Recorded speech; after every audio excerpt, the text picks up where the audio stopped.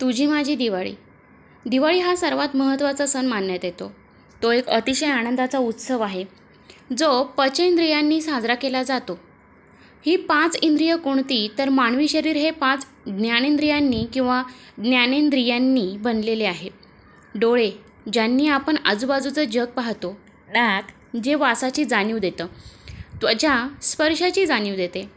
जीभ, चवीची ज्ञान घडवते. तर कान, श्रवणाच्या अर्थात ऐकण्याचं साधन आहे. मला तरी दिवाळी हा असा अनुपम सण आहे, ज्याच्या निमित्तानं या सगळ्या इंद्रियांना तृप्तीचा अनुभव येतो.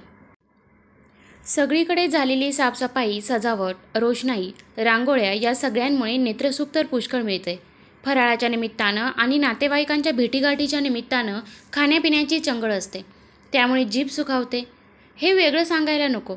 भरपूर गप्पा-टप्पा होतात. दिवाळीच्या निमित्तानं संगीताचे छान कार्यक्रम ऐकले जातात.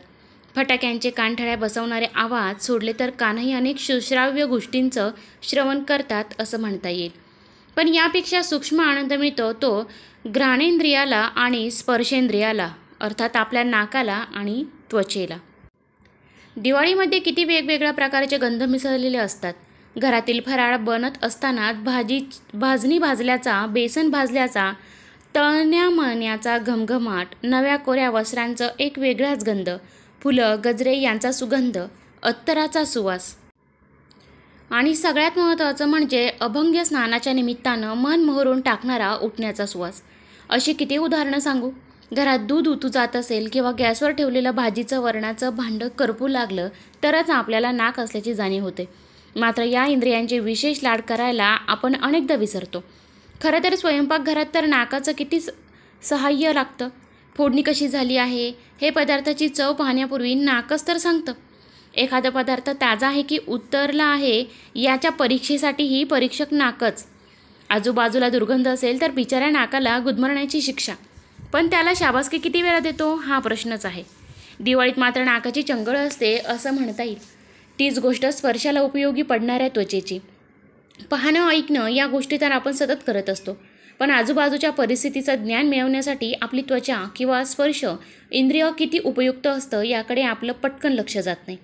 खरेदी करतानाच पहा ना, हात लावून पाहिल्याशिवाय ती वस्तू घेतल्याविषयी आपली खात्री पटत नाही. मात्र एखाद्या गोष्टीत साक्ष द्यायची असेल तर मात्र आपण डोळे आणि कान यांनाच मान देतो. वस्तूचं पोत जाणून घेणं किती गरजेचं असतं. डोळे मिटलेले असले तरी स्पर्श आपल्याला वस्तूचं अंधारातही दर्शन घडवतो. ही त्वचा खरं तर आपल्याला सौंदर्याचंही एक महत्त्वाचं अंग आहे. तिचं कौतुक करण्यासाठी खास अभंग्याची योजना फक्त दिवाळीतच केलेली दिसते. उठण्याची अंघोळ करून त्वचेवर जो स्निग्ध तजेला येतो त्याची तुलना कशाशी करावी. आपण किती म्हणजे अगदी सुवर्णकांती, किती केतकी वर्णांची वगैरे वाटू लागते. विचार केला तर लक्षात येतं की आपल्या पूर्वजांनी जगण्याचा किती खोलवर विचार केला आहे. सर्व इंद्रियांना आनंद देत जगणं कसं रसरशीत व्हायला हवं. त्यामध्ये कोणत्याही गोष्टींचा अतिरेक नाही तर संतुलन आहे. भारतीय संस्कृती म्हणजे वैराग्याची संस्कृती असे अनेकदा म्हटले जातं.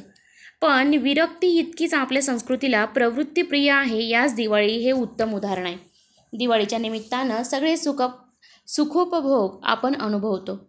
आपलं तन मन तृप्त होतं. पण या सगळ्यांमध्ये आपली परंपरा आपल्याला संतुलनही शिकवते. ज्या घरासमोर दिवा लावलेला नाही त्या अंगणात दिवा लावण्याचा संस्कारही दिवाळी करते. मैत्रिणी, तुला दिवाळीच्या खूप खूप शुभेच्छा. या निमित्तानं इतकंच सांगावंसं वाटतं, दिवाळीतला हा प्रत्येक आनंदाचा क्षण भरभरून जगा. केवळ दिवाळीतच नाही तर एरवीसुद्धा आपल्या पंचेंद्रियांशी आपला संवाद असेल तर किती मजा येईल. आपल्या शरीरात राहणारे, आपल्याला मदत करणारे हे आपले सोबती. त्यांना जमेल तेव्हा खुश करण्याचा प्रयत्न असाच करत राहूया. चांगलं ऐकून, चांगलं पाहून कान, डोळे सुखावू देत. आरोग्यदायी चविष्ट पदार्थांनी रसना तृप्त कर. मध्येच काहीतरी स्वतःचे लाड कर. छान सुवासिक अत्तर लाव. कधी आवर्जून फेशियल कर. बघ, तुझ्या हास्यातच दिवाळीचं तेज झळकते आहे.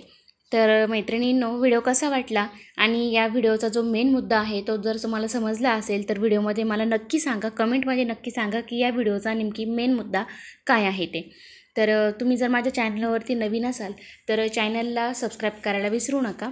कारण की या चॅनलवरती मी तुम्हाला अशाच प्रकारच्या अजून काहीशा महत्त्वाच्या गोष्टी किंवा भावनात्मक गोष्टी, काही उपाय सांगणार आहे. धन्यवाद.